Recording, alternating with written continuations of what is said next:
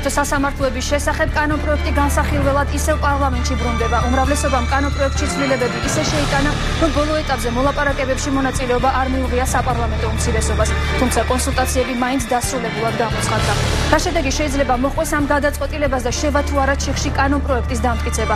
ჩვენ შეკითხვებს უმრავლესობის წევრი შალვა შალგურიძე უპასუხებს. გადაცემის მეორე ნაწილში კიდევ ერთი უკვე დასრულებული მოლაპარაკება ელექტროენერგიაზე ტარიფი 9 თეთრით მცირდება. ამავე დროს იზრდება ზარალის ოდენობა, რომელიც სტიქიამ საქართველოს მიაყენა. ენერგეტიკის მინისტრი კახა კალაძე გადაცემაში მთავარი კითხვა.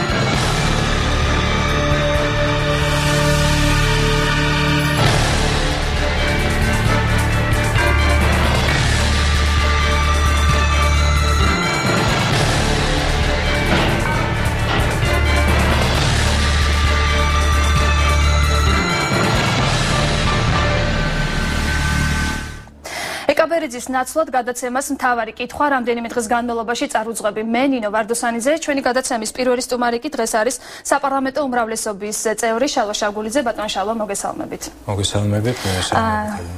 დღეს მოულოდნელად ცნობილი ხდება, რომ კონსულტაციები უმრავლესობამ გამოაცხადა დასრულებულად. ამის შემდეგ ჩვენ უკვე ვიგებთ, რომ საპარლამენტო უმცირესობას ბოლო ეტაპზე ამ კონსულტაციებში მონაწილეობა არ მიუღია. რატომ მიიღეთ ასე ნაჩქარევად ეს გადაწყვეტილება და რატომ არ ესწრებოდა დღეს უმცირესობა დღევანდელ შეხვედრას? მოგახსენებთ, ფაქტიურად კონსულტაციები, მე ვფიქრობ, ნაჩქარევად არ დასრულებულა, კონსულტაციები ჩატარდა სრულფასოვნად.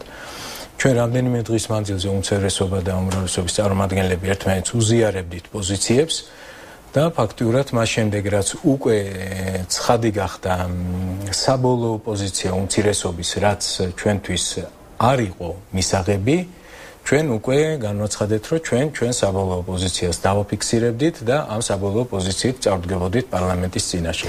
ბატონო შალვა, ანუ ჩანდა, რომ კონსენსუსს ვერ მიაღწევდით ამ საკითხზე და ამიტომ მიიღეთ. ამ ნაწილში ჩვენი მხრიდან იყო ყველანაირი მცდელობა, რომ საერთო სასამართლოების შესახებ კანონი მიღებული ყოფილიყო უმცირესობასთან შეთანხმების რეჟიმში. არა მარტო უმცირესობასთან, არამედ სასამართლო ხელისუფლებასთან შეთანხმების რეჟიმში. პირველ ნაწილში, რაც შეეხება სასამართლო ხელისუფლებასთან შეთანხმებას, ეს გახდა შესაძლებელი. მოგეხსენებათ, ეხლა საკითხი ეხება იუსტიციის უმაღლეს საბჭოს წევრთა არჩევის წესს, ხომ და ამ დაკომპლექტებას. იუსტიციის უმაღლეს საბჭოს წევრები აირჩევა ნაწილი ერთი ექს-ოფიციო ითვლება უზენაეს სასამართლოს თავმჯდომარე იუსტიციის უმაღლეს საბჭოს თავმჯდომარედ, ეს კონსტიტუციური ნორმაა და ამ ნორმას ეს კანონი არ ეხება. ეხლანდელი ცვლილებები ეხება მხოლოდ ორგანულ კანონს საერთო სასამართლოების შესახებ, ხომ?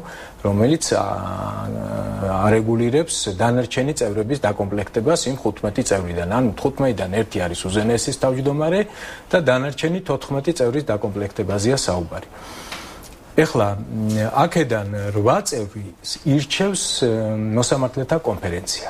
აი ამ ნაწილში ჩვენ გვქონდა მოლაპარაკებები სასამართლო ხელისუფლებასთან. სასამართლო ხელისუფლებას წარმოადგენდა ბატონი კოტე გუბლაშვილი, უზენაეს სასამართლოს თავმჯდომარე, რომელიც იმავდროულად გახლავთ იუსტიციის უმაღლეს საბჭოს თავმჯდომარეც, ხო? ჩვენ მივახციეთ შეთანხმებას და შევიტანეთ ცვლილებები იმ კანონპროექტში, რომელიც პირველი მოსმენით უკვე მიღებული იყო საქართველოს პარლამენტის მიერ. კერძოდ რა ცვლილებები და ეს შესაბამებოდა, რომ შესაბამისობაში მოგვეყვანა კანონი მაქსიმალურად ვენეციის კომისიის რეკომენდაციებთან. ბატონო შალვა, თუ შეიძლება აქვე მინდა გკითხოთ, უზენაესი სასამართლოს თავმჯდომარე თქვენ ამბობთ, რომ დათანხმდა ამ ცვლილებებს და პრეტენზია არ აქვს. ცოტა გაუგებარია, ასე ვთქვათ, იმიტომ რომ ამ ადამიანის მიმართ მუდმივად ისმოდა ბრალდებები, სწორედ სასამართლო ხელისუფლების პოლიტიზირებასთან დაკავშირებით, არასწორ გადაწყვეტილებებთან დაკავშირებით. ახლა უზენაეს სასამართლოს თავმჯდომარე, რომელიც ითვლებოდა, რომ კავშირში იყო წინა ხელისუფლებასთან და პრეზიდენტთან, დღეს უკვე თანხმდება თქვენს შეთავაზებას. ხომ არ არის ამის მიზეზი ის, რომ თავად კოტე გუბლაშვილი ინარჩუნებს თანამდებობას და დანარჩენი მოსამართლეები ტოვებენ თანამდებობას? არა, აქ ესე არ ადგას საკითხი და ესე არ დამდგარა საკითხი. საკითხი დადგა სხვანაირად. საკითხი დადგა ისე, რომ არსებული წესი სასამართლო იუსტიციის უმაღლეს საბჭოს დაკომპლექტებისა არის არასწორი. ვინაიდან არ არის უზრუნველყოფილი მოსამართლეთა კორპუსის დამოუკიდებლობა.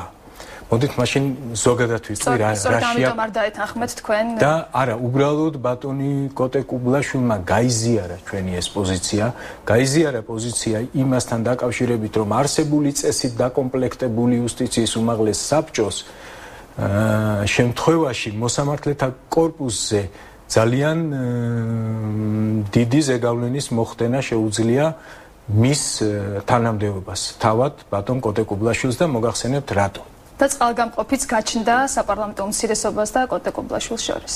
ხო, ну ეს არ ვიცი ამ წყალგამყოფზე მოდით მე არ ვისაუბრებ, მაგრამ ეს არის ძალიან პოზიტიური ნაბიჯი ბატონი კოტე კუბლაშვილისა, რომელსაც გაიზიარა ის პოზიცია, რომ შეთავაზებული ვარიანტი უფრო მეტ დამოუკიდებლობას უზრუნველყოფს სასამართლო კორპუსისა და რომ ეს არის პროგრესული და თანხმობა განაცხადა რა თქმა უნდა სრული მოწონება ერთმანეთის პოზიციებისა ვერ მოხდებოდა, მაგრამ ჩვენ შეჯერებამდე მივედით. აი ძალიან მოკლედ ვიტყვი რაში შევთანხმდით. თუ პირველი ვარიანტი, რომელიც პირველი მოსმენით იყო მიღებული, ითვალისწინებდა რომ იუსტიციის უმაღლეს საბჭოში არ უნდა ყოფილიყო არჩეული ის მოსამართლეები, მოსამართლეთა კონფერენციის მიერ, ის მოსამართლეები, რომელთაც ეკავათ ადმინისტრაციული თავმჯდომარეობა, სასამართლოს თავმჯდომარე, მისი მოადგილე, პალატის ან კოლეგიის თავმჯდომარეები და ასევე ითვალისწინებდა დათქმას, რომ არ შეიძლებოდა პოზიციას, რომ არ შეიძლებოდა ორჯერ ზედიზედ არჩეული ყოფილიყვნენ, ესე იგი ფაქტურად არსებულ წევრებს ეკრძალებოდათ ხელმეორედ არჩევნებში მონაწილეობა, ეს ორივე პოზიცია ჩვენს მიერ დათმობილი იქნა და შევთანხმდით იმაზე, რომ ასარჩევი 8 წევრიდან, კონფერენციის მიერ ასარჩევი 8 წევრიდან 3 შეიძლება იყოს არჩეული კოლეგიის ან პალატის თავმჯდომარე, მიუხედავად იმისა, რომ ის იმავდროულად შეიძლება იყოს სასამართლოს თავმჯდომარის მოადგილეც. ანუ აქ ამ დათმობაზე წავედით. ასევე ის ნორმა არ ვრცელდება უკვე არსებულ იუსტიციის უმაღლეს საბჭოს წევრებზე, ანუ იუსტიციის უმაღლეს საბჭოს წევრები არსებულ წევრებს განა ეკრძალებათ როგორც ადრინდელი ხელმეორედ არჩევა, არამედ ისინი თანაბარ პოზიციაში დგებიან ახალი არჩევნების წინაშე სხვა ნებისმიერ კანდიდატის და თუ ხელმეორედ მიიღებენ ნდობას, ისინი გააგრძელებდნენ იუსტიციის უმაღლეს საბჭოს წევრად საქმიანობას.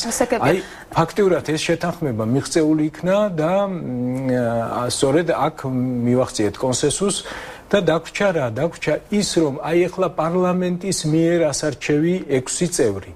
აქაც ჩვენი სურვილი იყო ნამდვილად, რომ ესეც შეთანხმების რეჟიმში მომხდარიყო. მერწმუნეთ ახლა შეეძლო უმრავლესობას მიგვეღო ჩვენ ეს კანონი ისე როგორცაც ჩვენ მივიჩნევდით, რომ იყო უმჯობესი, ხო?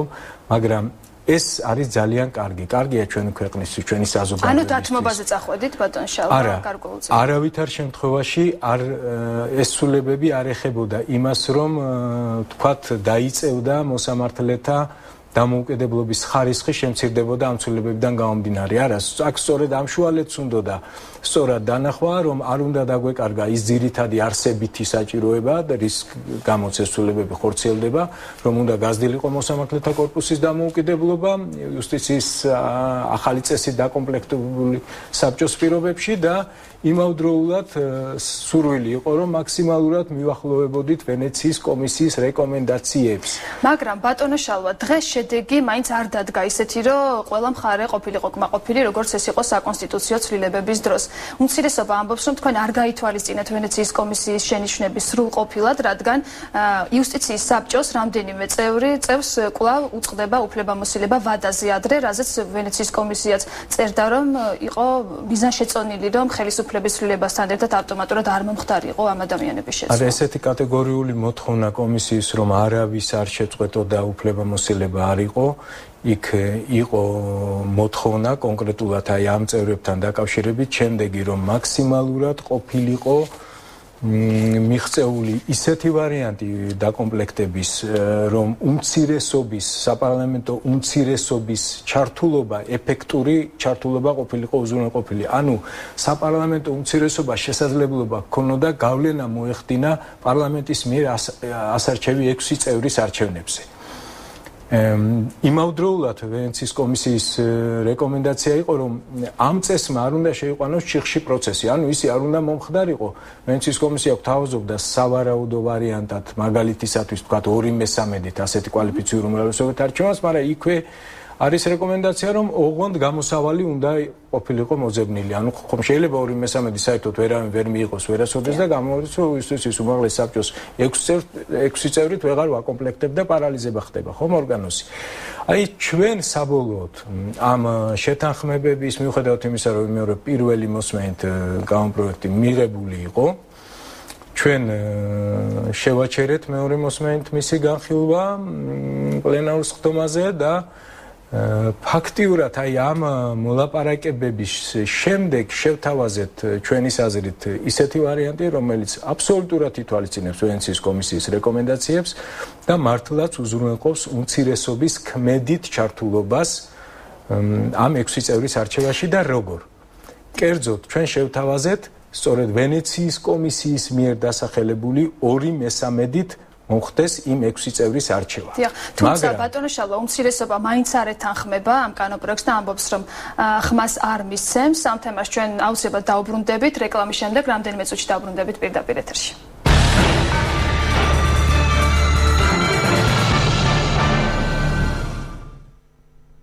ჩვენ ბრუნდებით პირდაპირ ეთერში და ჩვენი სტუმარია საპარლამენტო უმრავლესობის წევრი შალვა შავგულიძე. საუბრობთ იუსტიციის უმაღლესი საბჭოს არჩევის ფორმაზე. ბატონ შალვა, პროცედურა ასეთი არის, 2/3-ით საბჭოს 2 წევრს თუ კი ვერ აირჩევს პარლამენტი, შემდეგ იწყება ახალი პროცედურა და ახალი კანდიდატების მოძიება. ხომ არ შეგვიყვანს ჩიხში ამ კანონპროექტის დამტკიცებისას ეს საკითხი, თქვენ როგორ ფიქრობთ? დიახ, არა და სწორედ აქ ეს მექანიზმია ჩადებული, მე გავიმეორებ. ესე იგი ვენეციის კომისიის რეკომენდაცია იყო, რომ დასაშვებ ვარიანტად 2/3-ით არჩევა ყოფილიყო, რაც უზრუნველყოფდა ესე იგი რეალურ ჩართულობას უმცირესობის არჩევნების პროცესში, მაგრამ იქვე ნათქვამი იყო, რომ მოძებნილი უნდა ყოფილიყო ჩიხი და ჩიხური სიტუაციის შემთხვევაში გამოსავალი. აი ჩვენ შევთავაზეთ ესეთი გამოსავალი, რომ ესე იგი პრეზუმპცია იყოს 2/3-ით არჩევა, თუ მოხერხდა 2/3-ით 6 წევრის არჩევა, ამას რაჯობს. მაგრამ თუ ეს ვერ მოხერხდა, ინიშნება მეორე ტური და მეორე ტურში უკვე 4 წევრის არჩევა დასაშვები იყოს სიითი უმრავლესობით, უბრალო უმრავლესობით, ხოლო 2 წევრზე ისევ დარჩეს პირობა 2/3-ით არჩევისა. თუ მეორე ტურმაც ვერ აირჩია 2 წევრი 2/3-ით, ტარდება მესამე ტური და თუ მაინც დარჩა ეს 2 წევრის ვაკანსია, შემდგომ 70 კალენდარულ დღეში დაინიშნება ხელახალი არჩევნები, ანუ ფაქტიურად 2 წევრი გარანტირებულად იუსტიციის უმაღლეს საბჭოში პარლამენტის მიერ არჩეული შეიძლება იყოს მხოლოდ უმცირესობის მონაწილეობით, ანუ მათთვის მისაღები 2 წევრი. თუმცა შეიძლება დაუსრულებლად გაგრძელდეს ეს პროცედურა. ნუ იმედი მაქვს, არ დათანხმდა რამდენჯერმე უმცირესობა. არ გაგრძელდება, ვინაიდან შეუძლებელია ახლა არ მოიძებნოს ისეთი 2 წევრი, თქვათ რამდენიმე ტურის მიერ. ახლა ჩვენ შეგველო ხო, რა თქმა უნდა, რომ პირველად თქვათ 2/3 და თუ ვერ მოხდა 2/3 არჩევა, შემდეგ უკვე უბრალო უმრავლესობით. მაშინ გამოვიდო და ფაქტიურად მხოლოდ ერთ ტურში ვაძლევთ შანსს ქმედითი მონაწილეობისა უმცირესობის და ასე ის 2 წევრი იუსტიციის უმაღლეს საბჭოში გარანტირებულად იქნება არჩეული, ვიმეორებ, მხოლოდ უმცირესობის თანხმობის მათი მონაწილეობის შემთხვევაში. ფაქტიურად ეს იყო ვენეციის კომისიის მოთხოვნაც და არ ვიცი ხა უკეთეს მექანიზმს, რომელიც გაითვალისწინებს იმას, რომ ჩართული იყოს უმცირესობა ამ არჩევნებში და იმავდროულად მართლაც ჩიხში არ შევიდეს პროცესი და შესაძლებელი გახდეს დაკომპლექტება მოქმედი მისი საბჭოსი, არ ვიცი უკეთესი ვარიანტი ჩვენ ვერ დავინახეთ და მე ვფიქრობ, რომ ეს არის ძალიან სამართლიანი ვარიანტი შეთავაზებული. თქვენ ფიქრობთ, რომ ამით პოლიტიკური ზეგავლენისგან გათავისუფლდება სასამართლო, თუ მიღებული იქნება ეს კანონპროექტი? იცით რა, საერთოდ აი ეს ცვლილება ემსახურებოდა ერთადერთ მიზანს, რომ სასამართლო უნდა გათავისუფლებულიყო მართლაც ესე თქვათ უზენაეს სასამართლოს თავმჯდომარის, რომელიც იმავდროულად იყო იუსტიციის უმაღლეს საბჭოს თავმჯდომარე, იყო კი არა არის, უფრო სწორედ და მას კიდევ სხვა სტატუსებიც გააჩნია. ეს არის უმაღლესი იუსტიციის უმაღლესი სკოლის ადმინისტრაციული ორგანოს ხელმძღვანელი, მოსამართლეთა კონფერენციის ადმინისტრაციული ორგანოს აღმასრულებელი ორგანოს ხელმძღვანელი და ასე შემდეგ. ანუ ხდებოდა რა, ნახეთ რა არის იუსტიციის უმაღლესი საბჭო. ეს არის ის ორგანო, ადმინისტრაციული ორგანო, რომელიც კონტროლს ახორციელებს სასამართლო ხელისუფლებაზე, მოსამართლეთა კორპუსზე, ხო? იუსტიციის უმაღლესი საბჭო ნიშნავს მოსამართლეებს, ათავისუფლებს მოსამართლეებს, წაახალისებს მას, დისციპლინურ დევნას აღუძრავს. ანუ ეს ორგანოა, რომელიც რეალურად აკონტროლებს სასამართლო კორპუსს. ეხლა მოდით ვნახოთ, თუ ეს ორგანო მისი არჩევის წესი იყო როგორი, აბსოლუტურად კონტროლირებადი ხდებოდა უზენაეს სასამართლოს თავმჯდომარისგან და რატო?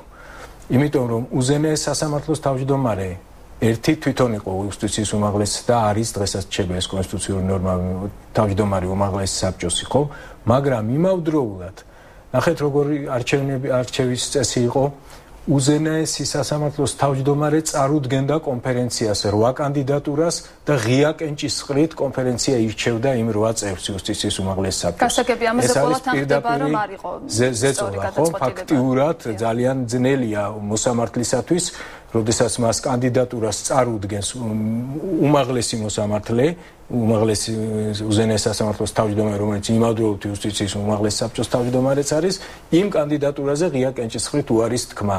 ხოლო რაც შეეხება დანარჩენ 6 წევრს, რომელსაც პარლამენტი ესა 6 წევრს კომპლექტებდა შემდეგნაირად, 2-ს უშუალოდ ნიშნავდა პრეზიდენტი, ანუ აქ აღმასრულებელი ხელისუფლება უშუალო უხეშ კონტროლის უფლებას იძენდა სასამართლო ხელისუფლებაზე მის მიერ დანიშნული 2 წევრის მეშვეობით იუსტიციის უმაღლეს საბჭოში, ხოლო 3-ს 4-ს ირჩევდა პარლამენტი. მაგრამ აქაც პარლამენტი ირჩევდა როგორც ჩვეულებრივი არჩევნების წესით. ანუ ფაქტიურად გამოდიოდა რომ მართლ პოლიტიკურ ძალას, რომელსაც უმრავლესობა ყავდა პარლამენტში და ფაქტიურად რომლის მიმართაც ძალიან ლოიალური იყო განწყობილი უზენაესის თავმჯდომარეს, ჰქონდა სრული კონტროლი იუსტიციის უმაღლეს საბჭოზე და შესაბამისად სასამართლო კორპუსზე. სწორედ ამ კონტროლისგან უნდა გათავისუფლდეს სასამართლო კორპუსი, უნდა მიღწეული უნდა იქნეს მაქსიმალური შესაძლო დამოუკიდებლობა. ანუ აბსოლუტური კონტროლობა შეუძლებელია, ეს ადმინისტრაციული ორგანო უმაღლესი საბჭო იუსტიციის უნდა არსებობდეს, მაგრამ მისი დაკომპლექტება უნდა მოხდეს ისე დემოკრატიულად, რომ იმ დაკომპლექტებაში უნდა იქნეს გათვალისწინებული ხელისუფლების სხვადასხვა შტოების ურთიერთკონტროლისა და ბალანსირების პრინციპი. აი თქვენ რასაც ისაუბრეთ ახლა ბატონო შალვა, მით უმეტეს ამ პირობებში, რამდენად მიზანშეწონილია, რომ კოტე კუბლაშვილი კვლავ ინარჩუნებს თანამდებობას. მოგახსენებთ, ჩემი სუბიექტური აზრი არის, რომ უზენაესის სასამართლოს თავმჯდომარე იმავდროულად არ უნდა იყოს იუსტიციის უმაღლეს საბჭოს არათუ თავმჯდომარე, საერთოდ წევრიც. ვინაიდან უზენაეს სასამართლოს თავმჯდომარე, ეს არის ძალიან დიდი პასუხისმგებლობა, ძალიან დიდი სოციალური ფუნქცია და ის არის უმაღლესი მოსამართლე, უმაღლესი რანგის მოსამართლე, რომელსაც შეუძლია გავლენა მოახდინოს და შეცვალოს სასამართლოს ნებისმიერი გადაწყვეტილება, თქვენ დგომის სასამართლოების, ხომ? და იგივე პიროვნება არ შეიძლება ადმინისტრაციულ ხელმძღვანელობასაც ახორციელებდეს სასამართლო კორპუსზე, მაგრამ ეს არის კონსტიტუციური ნორმა და ამის შეცვლას საჭიროებს საკონსტიტუციო ცვლილებას. დღეს საუბარი არის უსუფაშვილმას ბატონ შალვა თქვა, რომ თვითონ ის 2/3-ით არჩევა იუსტიციის საბჭოს წევრების გარკვეულწილად მე მგონი არ მოდის შესაბამისობაში კონსტიტუციასთან. თუ არ ვწდები ასეთი რამ თქვა და კონსტიტუციას დასახვეწიაო ბატონო. სრულიად სწორია, კონსტიტუცია კი არა, უბრალოდ ესეთი მაღალი ქვორუმით არჩევა არ ხდება პარლამენტის თავმჯდომარისაც კი. მაგრამ ნუ ავწიეთ ეს ქვორუმი, ავწიეთ ერთი იმიტომ რომ და მხოლოდ იმიტომ რომ ამაზე იყო რეკომენდაცია ვენეციის კომისიისა, რომ უზრუნველყოფილი ყოფილიყო უმცირესობის ჩართულობა და ხო უმცირესობის ჩართულობა რო რეალური იყოს, მაშინ უბრალო უმრავლესობით ვერ განხორციელდებოდა ეს, ხომ? უბრალო უმრავლესობა უმრავლესობასაც გვაქვს. ამიტომ იძულებული გავხდით ამ ნაბიჯზე წასულიყავით, თუმცა ეს თავისთავად, რა თქმა უნდა, არ მოდის შესაბამისობაში საერთოდ იმ სტანდარტთან არჩევნების, ვინაიდან ესეთი მაღალი ქორუმით ვიმეორებ თანამდებობის პირს არ ირჩევს პარლამენტი. ბატონ შალვა, როდის იქ დაიწყება უკვე განხილვა იმ კანონპროექტის არსებული სახით, როგორც შეიტანეთ უკვე დღეს საპროცედურო საკითხი? მომავალ კვირაში ახლა უკვე დაიწყება ეს გაივლის საკომენტატო მოსმენას, მეორე მოსმენით ბრუნდება, ესე იგი რეგლამენტის 171 მუხლი ითვალისწინებს ამ შესაძლებლობას, რომ შეუძლია უკან გაითხოვოს მოხსენებელმა ან თანამოხსენებელმა და პარლამენტი თუ თანხმობას მისცემს, მეორე მოსმენით ბრუნდება და შემდგომ შეცვლილი ვარიანტი შევა. ამ კვირაში, მომავალ კვირაში უფრო სწორედ მოხდება ამის განხილვა.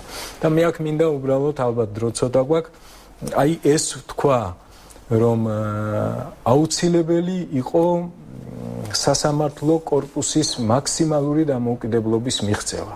და ამ მიზანს ემსახურება ეს ცვლილებები და ჩვენ ნაცვლად იმისა, რომ ესე იგი რაც არსებობდა, ვიმეორებ, რომ აღმასრულებელ ხელისუფლებას, ანუ პრეზიდენტის მიერ უშუალოდ დანიშნული ორი პირი აღარ იქნება იუსტიციის უმაღლეს საბჭოში, ანუ აღმასრულებელი ხელისუფლება უშუალო კონტროლს ვეღარ განახორციელებს სასამართლო კორპუსზე, ხომ? ასევე პარლამენტის წევრები, 4 წევრი იყო პარლამენტის, ესე იგი საკანონმდებლო ხელისუფლებასაც შეეძლო უშუალო კონტროლი განახორციელებინა. ეს არ ღვევდა ბალანსს ხელისუფლების შტოებს შორის. არ შეიძლება საკანონმდებლო ხელისუფლება და აღმასრულებელმა ხელისუფლებამ უშუალო კონტროლი, უშუალოდ მათ მიერ დანიშნული პირთა მიერ განახორციელოს კონტროლი სასამართლო ხელისუფლებაზე. ის ორგანო რომელიც უნდა ახორციელებდეს კონტროლს, უნდა ითვალისწინებდეს არჩევნების გზით აღმასრულებელი და საკანონმდებლო ხელისუფლების ნებას, მაგრამ იქ არჩეული პირები არ უნდა იყვნენ წარმომადგენლები აღმასრულებელი ან საკანონმდებლო ხელისუფლებისა და ჩვენს მიერ შეთავაზებული ვარიანტი სწორედ ამას ითვალისწინებს. ესე იგი იუსტიციის უმაღლეს საბჭოს დაკომპლექტება ხდება პარლამენტის მიერ იმ 6 წევრის, მაგრამ ნახეთ ხდება როგორ კანდიდატურებს გვთავაზობს სამეცნიერო წრეები, სამართლის სფეროში მოღვაწე სამეცნიერო დაწესებულებები და საგანმანათლებლო, გვთავაზობს არასამთავრობო სექტორი და ადვოკატთა ასოციაცია. და მათ მიერ შემოთავაზებულ წევრებს კენჭს უყრის პარლამენტი და უყრის ისე, რომ საპარლამენტო უმცირესობის ჩართულობა ამ კენჭისყრაში იყოს ქმედითი. ეხლა ამაზე უკეთესი ვარიანტი, რომ თან არჩევა მოხდეს გარკვეული რაოდენობის წევრების უშუალოდ მოსამართლებით კონფერენციის მიერ, იქაც ფარული კენჭისყრით და არაღია კენჭისყრით, იქაც ახალი პროექტით არაუზენაეს სასამართლოს თავმჯდომარეს თავაზობს კანდიდატურებს, არამედ კონფერენცია თავად ირჩევს კანდიდატურებს, ხედავთ ის 8 წევრიც გაცილებით უფრო დემოკრატიულად აირჩევა. კონფერენცია თვითონ ასახელებს კანდიდატურებს და ფარული კენჭისყრით ირჩევს. ადრე იყო უზენაეს თავმჯდომარე ასახელებდა და ღია კენჭისყრით თვალებში უყურებდა ყველა მოსამართლეს. ეს იყო ერთ-ერთი ის 8 წევრი და კანონპროექტში. რა თქმა უნდა, ეს რაც შეეხება იმ 8 წევრს, ხო, კონფერენციის მიერ არჩეულს და რაც შეეხება 6 წევრს, აქ ინიშნებოდა 2 პრეზიდენტის მიერ და 4 პარლამენტარი. ესეთი უხეში ზეწოლა ის ხდებოდა კონტროლი აღმასრულებელი და საკანონმდებლო ხელისუფლების მიერ სასამართლო ხელისუფლების. ეხლა არა, ეხლა პარლამენტი ირჩევს დარჩენილ 6 წევრს, მაგრამ არც თვითონ აქვს უფლება საკანონმდებლო ხელისუფლების წარმომადგენელი იყოს იქ და არც პრეზიდენტის მიერ დანიშნული პირი, არამედ სამეცნიერო და საგანმანათლებლო სექტორი, არასამთავრობო სექტორი, ვიმეორებ და ადვოკატთა ასოციაციასაც აქვს უფლება დაასახელოს და მათგან უკვე ესეთი წარმომადგენლობითი ორგანო ამ კანდიდატურებიდან ირჩევს 6 წევრს და ირჩევს ისე, რომ უმცირესობის ჩართულება უზრუნველყოფილია. ხა ჩვენ რაც შევძელით, ყველა უფრო დემოკრატიული, უფრო სამართლიანი მოდელი და მოდელი, რომელიც მაქსიმალურად უზრუნველყოფდა სასამართლო კორპუსის დამოუკიდებლობას, მაქსიმალურად გაითვალისწინებდა ხელისუფლების შტოებს შორის უფლებამოსილების განაწილებისა და ბალანსირების პრინციპს, ჩვენ უკეთესი ვერ მოვიფიქრეთ და ნამდვილად ვერ მოვისმინეთ უკეთესი ვარიანტი ვერც უმცირესობიდან. თუმცა აქ საკითხი სადაო ისევ რჩება ვადაზე ადრე გათავისუფლება საბჭოს წევრების, ის გამოც უმცირესობისგან არ ექნება მხარდაჭერა. მნიშვნელოვან ნაწილს ეძლევა შანსი, ვიმეორებ, რომ დარჩნენ, იქნენ ხელახლა არჩეული. ეს ხო არ მოხდა ისე როგორც პირველი მოსმენის დროს იყო კანონპროექტში, რომ ხელმეორედ არჩევა არ შეიძლება და ყველაზე ვრცელდება. არა, გარდამავალ დებულებებში ჩაიდო, რომ ეხლა არსებულ წევრებს უფლება აქვთ, ანუ იმათ არ ეკრძალებათ უფლება. უბრალოდ იყო არასწორი წესი არჩევის, იმ არასწორი წესით არჩეული საბჭო დაითხოვება, ისიც მხოლოდ მას შემდეგ, რაც ახალი არჩევნები ჩატარდება, წყვეტა არ იქნება და ახალი წესით არჩევის შესაძლებლობა თანაბრად ეძლევათ როგორც ძველ წევრებს, ისე სხვა მოქალაქეებს, ხო? ისე რომ ამ შემთხვევაში არანაირი, ასე ვთქვათ, რაღაც დისკრიმინაცია ან რაღაც ესეთი ხელოვნური წყვეტა და აკრძალვა არსებული წევრებისათვის, რომ მათ აღარ შეეულოთ ხელახლა იქნენ არჩეული, ესეც არ ითვალისწინებს კანონპროექტს. დიახ, ბატონ შალვა, მომავალ კვირაში უკვე გაგრძელდება პარლამენტში განხილვა ამ საკითხის. ვარაუდობთ თუ არა, რომ შესაძლებელია ამ განხილვის დროს კიდევ გამოიკვეთოს რაიმე საკითხი, რაზეც შეიძლება რომ დათმობაზე წავიდეს უმრავლესობა და რაიმე შეცვალოს ამ კანონპროექტში. სიმართლე გითხრათ, აღარ ვარაუდობთ, იმიტომ რომ ჩვენ ძალიან დიდხანს და ძალიან ფაქიზად მივუდექით ამ საკითხს. პირველი მოსმენით მიღების შემდეგ გამოითქვა სურვილი, რომ გაიგზავნოს ვენეციის კომისიაში დაველოდოთ იმ დასკვნას. ახალ წლამდე იყო პირველი მოსმენით მიღებული. კი ბატონო, დავთანხმდით, გაიგზავნა, მივიღეთ დასკვნა.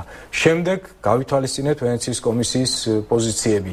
იმ ნაწილშიც კი, სადაც ოდნავ ჯერ კიდე საორჭოფო იყო, ვიმეორებ, აი მეორე მოსმენითაც კი შევაჩერეთ პლენარულ სხდომაზე გატანა და კვლავ ჩავერთვეთ კონსულტაციებში და ამ კონსულტაციების შედეგად კიდევ უფრო მიახლოებული ვარიანტი შევთავაზეთ. ეხლა ამის იქით დათმობები ფაქტიურად უკვე დაგვაკარგინებს იმ ხარისხს, რომ ამ ახალმა კანონპროექტმა უნდა უზრუნველყოს მოსამართლეთა კორპუსის დამოუკიდებლობა. ამის დათმობას ნამდვილად არ ვარ. გასაგებია, ესე იგი ძალიან ცხარე დებატები გვერის პარლამენტში. იქიდან იმის გათვალისწინებით, რომ არაფერი არ შეიძლება. იცით რა, გულწრფელად გეტყვით, რომ მე არ გამოვრიცხავ შესაძლებლობას, რომ უმცირესობის გარკვეულმა ნაწილმა მხარი დაუჭიროს ამ კანონპროექტს. ვისაც გული ტკივა სასამართლო ხელისუფლებაზე და საერთოდ იმაზე, რომ ჩვენ სამართლებრივი და დემოკრატიული სახელმწიფო და საზოგადოება შევქმნათ, მე იმან მაშინ უნდა გითხრას არგუმენტები. რატომ არ უნდა დაუჭიროს მხარი ამ კანონპროექტს? რა არ მოსწონს ამ კანონპროექტში? მე ესეთ არგუმენტებს ვერ ვისმენ და ვერც ამ მოლაპარაკებების პროცესში ვერ ვისმენდი იმის არგუმენტებს, რომელიც დამაჯერებდა, რომ აი ჩვენს მიერ შეთავაზებული ვარიანტი რამეთი დასაწუნი. ძალიან დიდი მადლობა ბატონ შალვა, რომ მონაწილეობა მიიღეთ ჩვენს გადაცემაში. ახლა კი რეკლამის დროა, რეკლამის შემდეგ უკვე მეორე სტუმართან ერთად, კახა კალაძესთან ერთად დაბრუნდებით, დაგველოდეთ.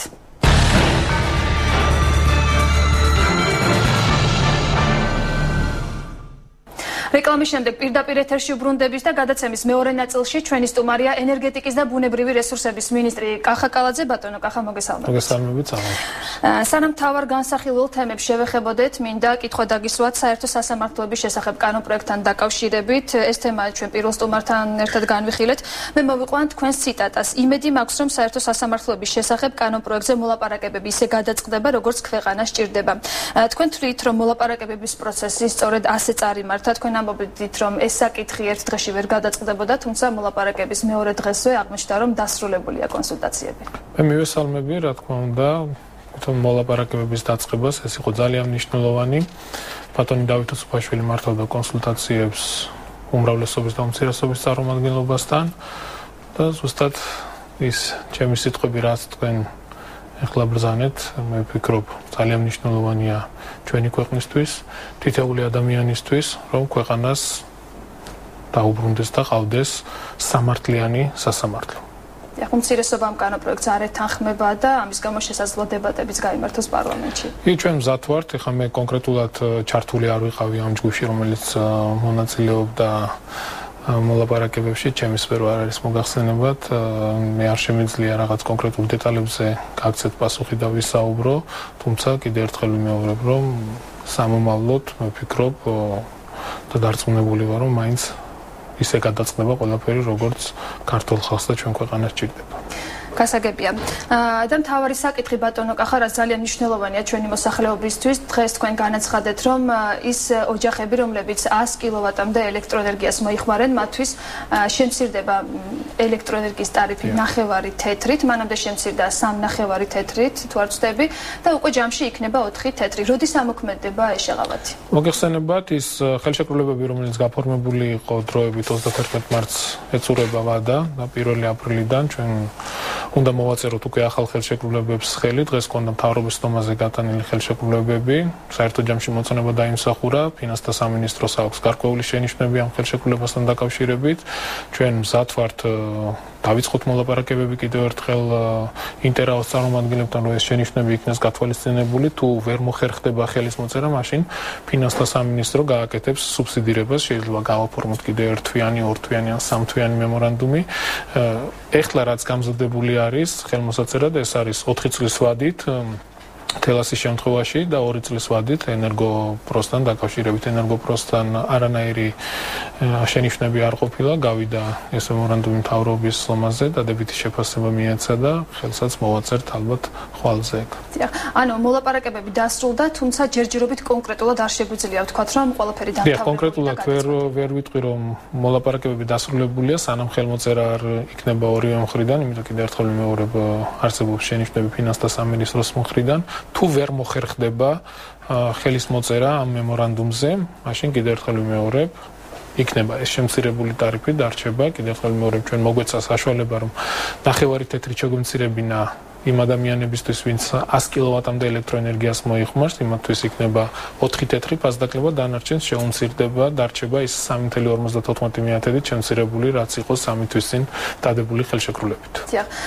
ბატონო კახა, ეს საკითხი იყო ერთ-ერთი ყველაზე მნიშვნელოვანი დაპირება, რის გამოც მოსახლეობამ ხმავისა კოალიცია ქართულ ოცნებას. თქვენ როგორ ფიქრობთ, ეს იქნება ბოლონიშნული 4 თეთრი დაკლება, თუ შესაძლებელია, რომ რაიმე რესურსი გამოინახოს და მომავალში, რამდენიმე თვის განმავლობაში წლის განმავლობაში კიდევ მოხდეს რაიმე ცვლილება ტარიფში?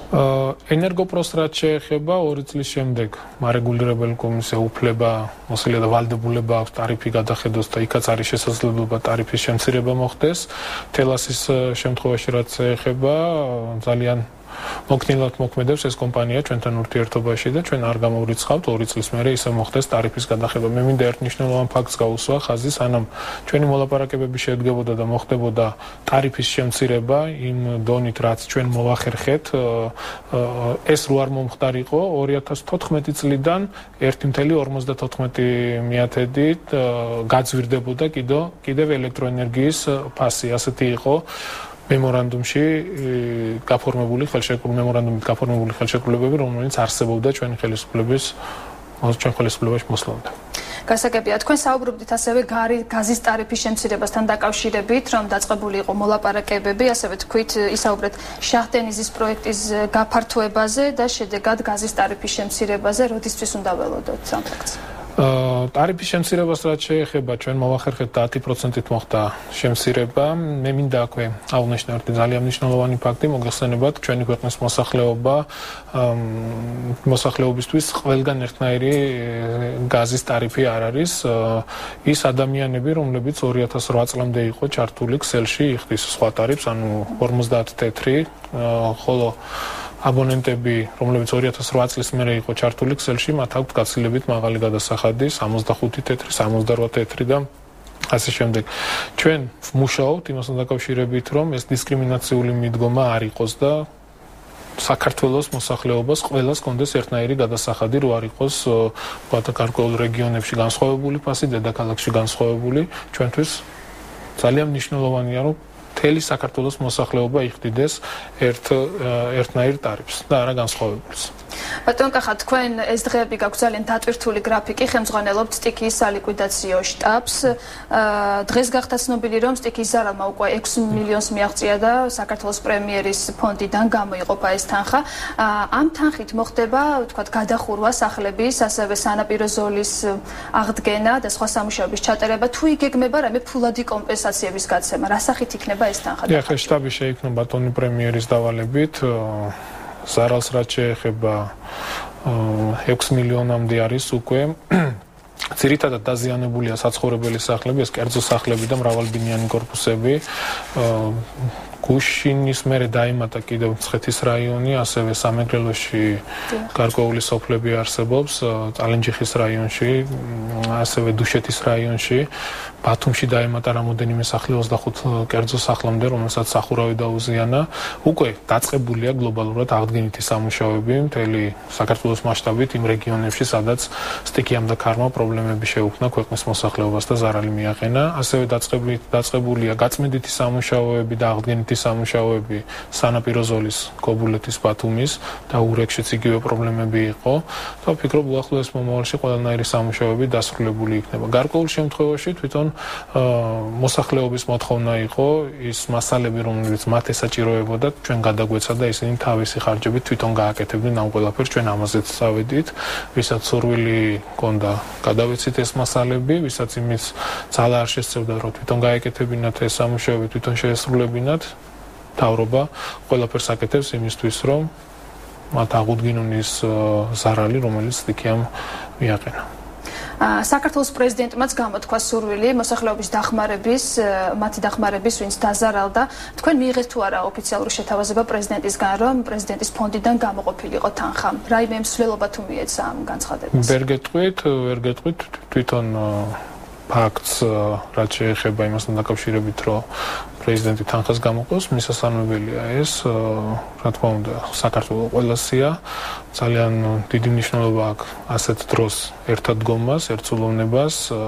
მე რაც ვნახე, ნამდვილად გულდასაწყვეტი იყო ის სანაპირო ზოლი, მაგალითად ბათუმში, როგორ იყო განადგურებული და გაუბედურებული. აჭარა ყველაზე მეტად დაზარალდა. განსაკუთრებით ძირითადად დაზარალდა აჭარა, სანაპირო ზოლი ფაქტიურად დანგრეული და გაუბედურებული იყო. მაგრამ არავის სამუშაოები დაწყებულია და უახლოეს მომავალში დაუბრუნდება ისევ თავისი ძველი სახე. თავად ზარალი დადგინდა იმ სატელეფონო ზარებით, რომელიც შედიოდა საგანგებო სიტუაციების სამსახურში, რეგიონული განვითარების სამინისტროში, 112-ის დეპარტამენტში. ახლა თუ ფუნქციონირებს კიდევ ის ტელეფონის ნომერზე, რომელზეც შეუძლიათ დარეკონ მოსახლეობა? ფუნქციონირებს, განსაკუთრებით ბოლო 2 დღის განმავლობაში იყო დაემატა ის რაოდენობა, რომელმაც გაზარდა 1 მილიონამდე. მოგეხსენებათ, პირველად, როდესაც ჩვენ გავაკეთეთ განცხადება და პირველადი დათვლა გავაკეთეთ ზარალის, იყო 5 მილიონამდე და ბოლო 2 დღის განმავლობაში ფაქტიურად მოიმატა და 1 მილიონით გაიზარდა ზარალი. მაგრამ ეს ნამდვილად მინდა გითხრათ, რომ არ წარმოადგენს პრობლემას, ჩვენთვის მთავარია გვერდში დაუდგეთ საქართველოს მოსახლეობამ და მათ უნდა იგრძნონ და იცოდნენ, რომ საქართველოს ყავს ნამდვილი მთავრობა, რომელიც ზრუნავს ხალხზე. ბატონ კახა, როგორ არის გაწერილი თავად ზარალის ანაზღაურების პროცესი? როდის დასრულდება აღდგენითი სამუშაოები? გარკვეული გეგმა თუ არსებობს ამის? აღდგენითი სამუშაოები დაწყებულია, უკვე მე გორში ვიმყოფებოდი გუშინ წინ, 2 დღის წინ და მე თვითონ დავათვალიერე თუ როგორ მიმდინარეობს სამუშაოები.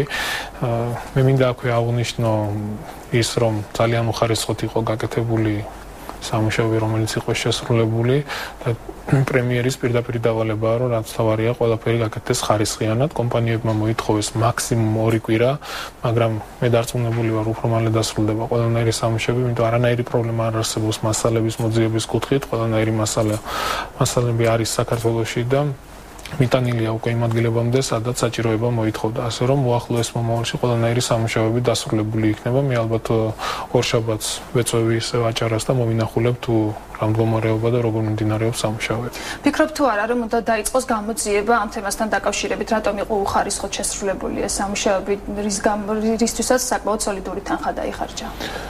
ალბათ უნდა დაიწყოს, ეს არის ძალიან მნიშვნელოვანი. რა თქმა უნდა, იყო ნაჩქარები გაკეთებული, ჩვენ გვახსოვს წინა ხელისუფლება როგორ აკეთებდა ყველაფერს, თუ გინდა ავიღოთ ის იუსტიციის სახლი, სადაც ენერგეტიკის სამინისტრო იმყოფება დღეს. იუსტიციის სახლს გარკვეული პრობლემები შეუქმნა ქარმა, სახურავის ნაწილი, ქვედა ნაწილი ფაქტურად ჩამოანგრია და გააფუჭა სახლი, იუსტიციის სახლი, რომელიც უახლეს ტექნოლოგიებით არის აშენებული და აღჭურვილი. იმის გამო, რომ ნაჩქარებად იყო გაკეთებული, უხარისხოდ იყო გაკეთებული, ერთი ადამიანის ახირებების გამო, რომ რაც შეიძლება მალე გაეხსნა და ეკეკლოცა ტელევიზიების წინაშე, ამის გამო ნახეთ თუ რა მოხდა და რა მდგომარეობაში იყო ამ ქარის დროს. გამორიცხავთ თუ არა, რომ ზარალი შესაძლოა გაიზარდოს? დღეს უკვე ცნობილი გახდა, რომ 1 მილიონით გაიზარდა ზარალი. შესაძლოა კიდევ არსებობდნენ დაზარალებული პირები, რომლებიც დაუკავშირდნენ საგანგებო შტაბს და ძალიან იკლო ზარების რიცხვმა და თუ გაიზრდება შეიძლება ძალიან უმნიშვნელოდ. ბატონ კახა, ჩვენი გადაცემის ბოლოს მინდა გკითხოთ, შუალედურ არჩევნებზე კოალიცია ქართულმა ოცნებამ წარადგინა 3 კანდიდატი. ისინი უკვე დარეგისტრირდნენ ცენტრალურ საარჩევნო კომისიაში, უბრალოდ განაცხადი შეიტანეს და მათი დარეგისტრირება მოხდება სავარაუდოდ 2 დღეში. თქვენ როგორ ფიქრობთ, ეს კანდიდატები მოახერხებენ თუ არა იმას, რომ მიიღონ ხმათა უმრავლესობა არჩევნებზე? თქვენ, როგორც ვიცით, ფეხბურთელს, ყოფილ ფეხბურთელს გცვლით რაგბისტი გიორგი კახიანი, როგორ დაახასიათებთ ამ ადამიანს და როგორ ფიქრობთ, მათი პროფესიონალიზმი გადაწონის თუ ის ფაქტი, რომ ისინი ქართული ოცნების მიერ არიან წარდგენილები? რაც შეეხება კანდიდატებს, ვიტყვი რომ სამივე ღირსეული კანდიდატია. დარწმუნებული ვარ იმაში, რომ სამივე გაიმარჯვებს და მინდა წარმატება უსურვო მთელი გულით. ისინი ჩვენი გუნდის წევრები გახდებიან და ჩვენი გუნდის წევრები არიან უკვე. გიორგის რაც შეეხება, ვიტყვი რომ ნამდვილად ღირსეული კანდიდატია ჩვენი რაიონისთვის, სამტრედიისთვის, სამტრედიელებისთვის, რაც მთავარია და სამტრედიელებისთვის ძალიან მნიშვნელოვანია, ის არის თვითონ წარმოშობით სამტრედიიდან. რა თქმა უნდა, თვითონ რაიონში არსებობს პრობლემები და ჩვენ ამ პრობლემებს მომავალში ერთად მოვაგვარებთ. ყველა დაპირება, რომელიც იყო წინა საარჩევნოდ, მე ხედულობაში მაქვს 1 ოქტომბრის არჩევნების წინ გაკეთებული დაპირებები. აუცილებლად ყველა დაპირება იქნება შესრულებული, დაწყებულია უკვე ამ დაპირებების შესრულება და მომავალშიც გაგრძელდება. თვითონ კანდიდატებს რაც შეეხება, მოგეხსენებათ სამივე იურისტია, რაც ჩვენთვის, ჩვენი გუნდისთვის ძალიან მნიშვნელოვანია. შეგვემატება ისეთი ადამიანები, ვისაც შეეძლებათ კანონმდებლობაზე მუშაობა. ეს პრეტენზია ჰქონდა ბატონ დავით უსუფაშვილს, როგორც პრემიერმა განაცხადა და მე ვფიქრობ, არჩევნების მერე უკვე ეს პრობლემაც მოიხსნება. ძალიან დიდი მადლობა ბატონ კახა, რომ მონაწილეობდით ჩვენს გადაცემაში. კახა კალაძე იყო ჩვენი სტუმარი, მე კი ამით გემშვიდობებით და მშვიდობიან ღამეს გისურვებთ.